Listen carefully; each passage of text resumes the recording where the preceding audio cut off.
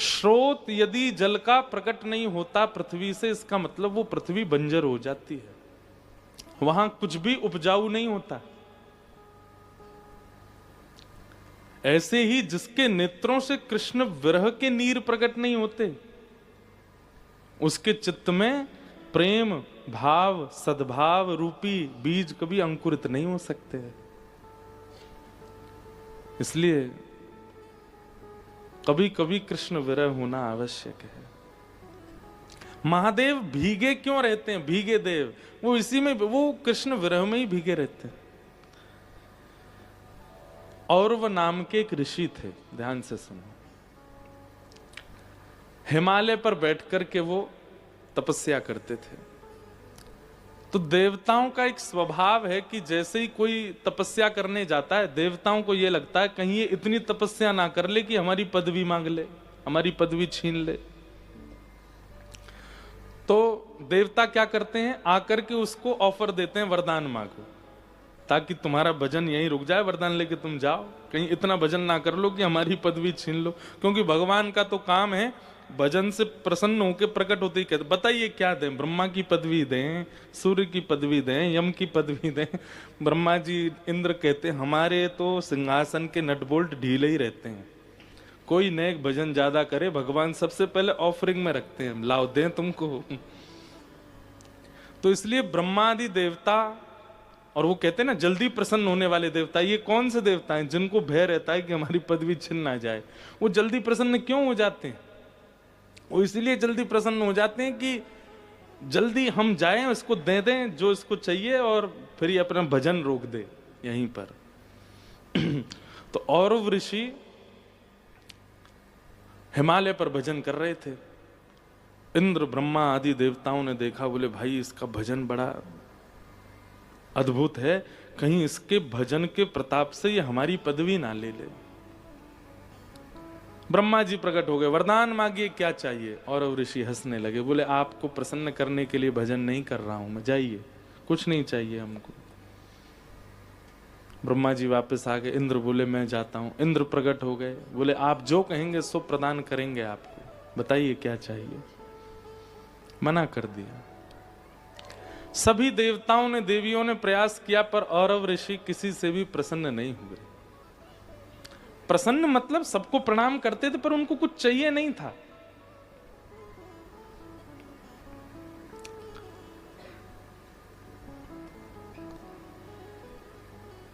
सब दौड़े दौड़े महादेव के पास गए। महादेव तो बेचारे भोले बाबा, उनसे जाकर के कह दिया, बोले देखिए ये हमारी पदवी छीनने के लिए भजन कर रहा है। हम लोग तो जाके इसको खूब कह चुके वरदान मांगो, पर ये कुछ नहीं मांग रहा है, आप ही इस पर कुछ अनुग्रह कृपा करो। अब भोले बाबा तो इतने भोरे, इतने सारे देवताओं को दुखी देख करके भोलेनाथ तो बोले अरे राम राम राम, बेचारे कितने कष्ट में आ गए हैं, इन सब की पदवी अगर हमारी किसी क्रिया से बची रहे तो हम क्यों ना करें। महादेव जैसे गए औरव ऋषि के यहाँ, उसी समय औरव ऋषि अपने इष्ट की आराधना के लिए कुछ पुष्प आदि लेने के लिए हिमालय से थोड़े नीचे उतर के पहाड़ी क्षेत्रों में गए।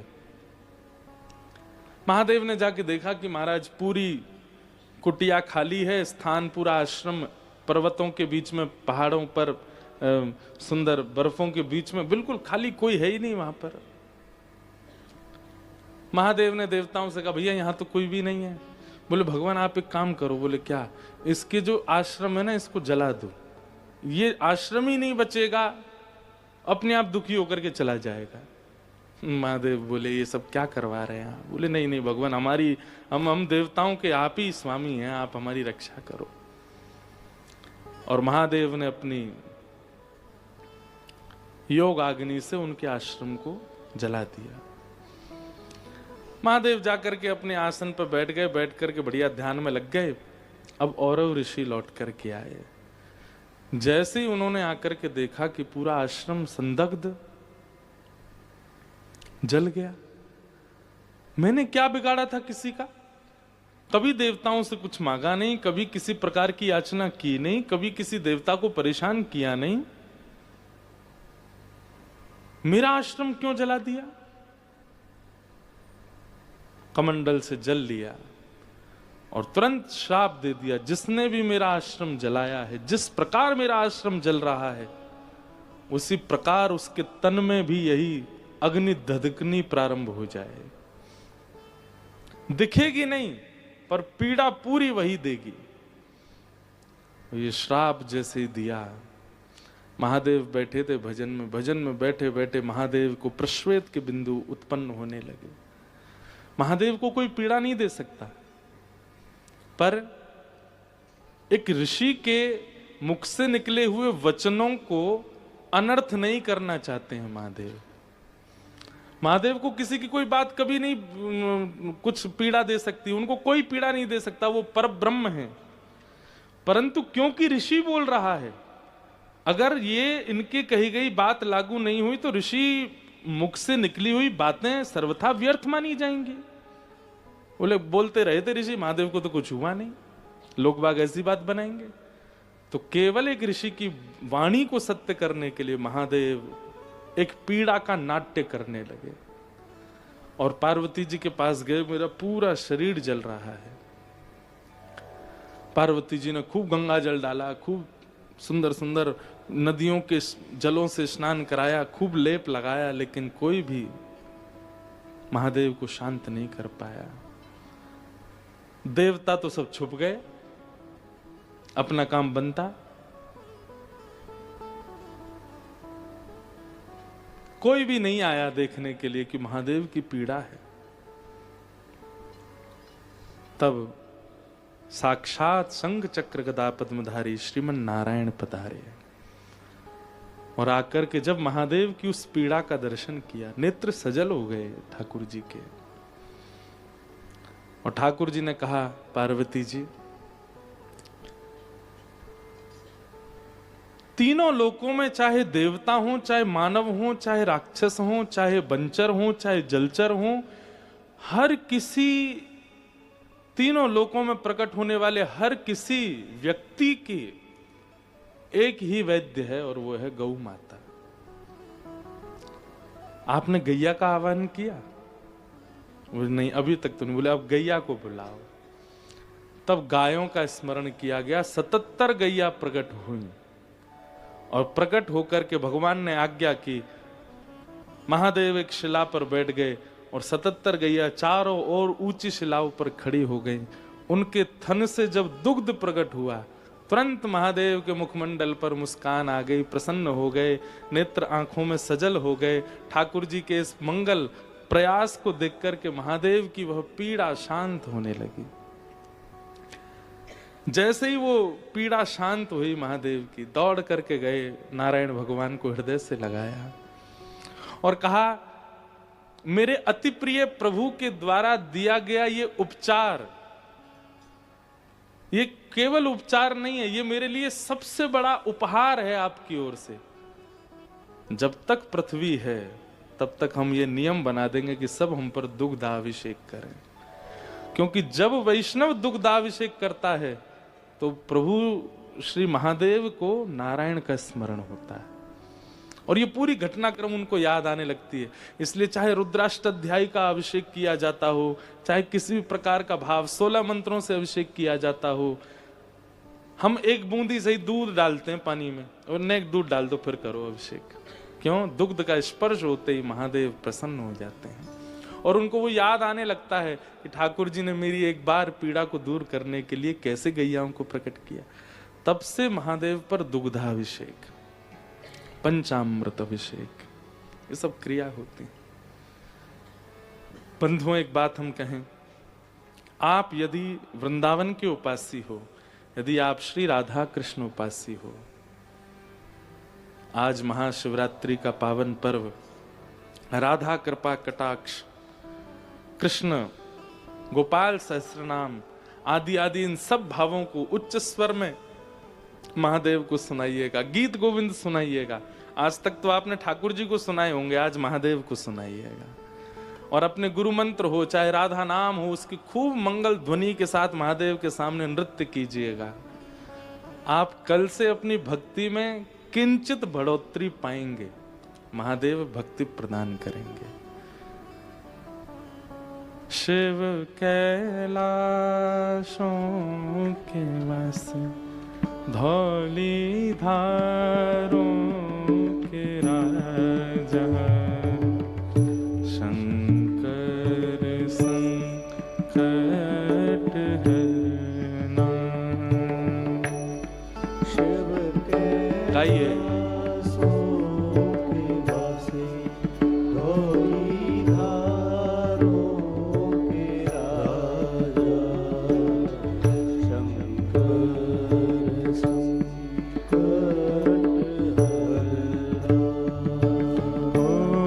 शिव कैलाशों के वासी धौली धारों के राजा शंकर संकट हरना।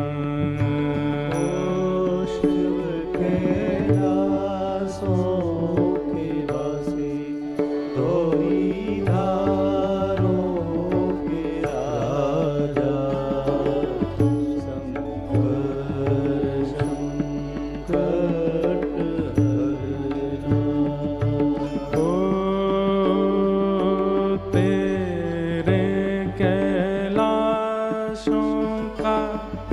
अंत न पाया तेरे कैलाशों का अंत न पाया।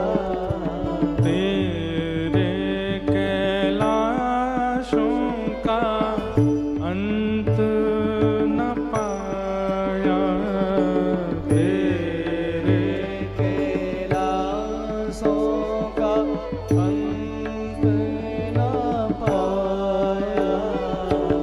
अंत बेअंत तेरी माया ओ भोले बाबा। अंत बेअंत तेरी माया। ओ शिव कैलाशों के वासी धौली धारों के राजा शंकर संकट हरना। गाइए। कैलाशों के वासी धौली धारों के राजा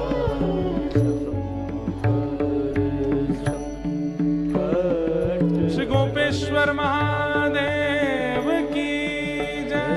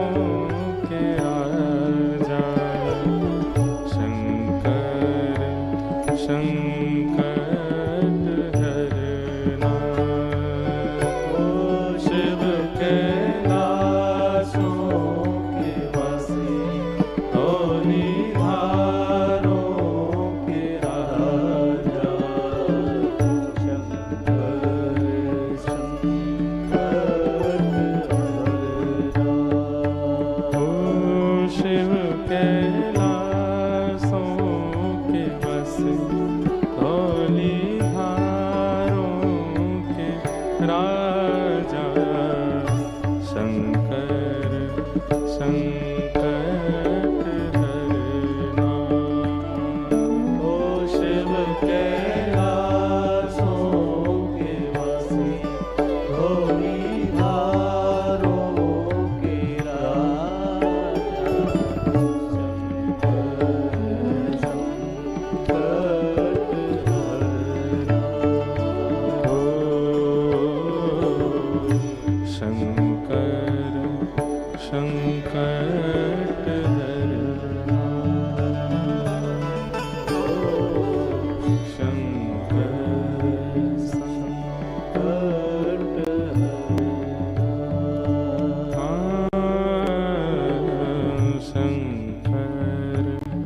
शंकर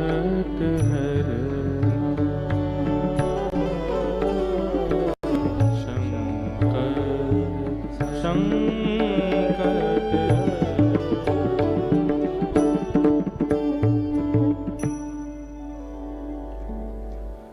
ऐसे महादेव का पावन दिवस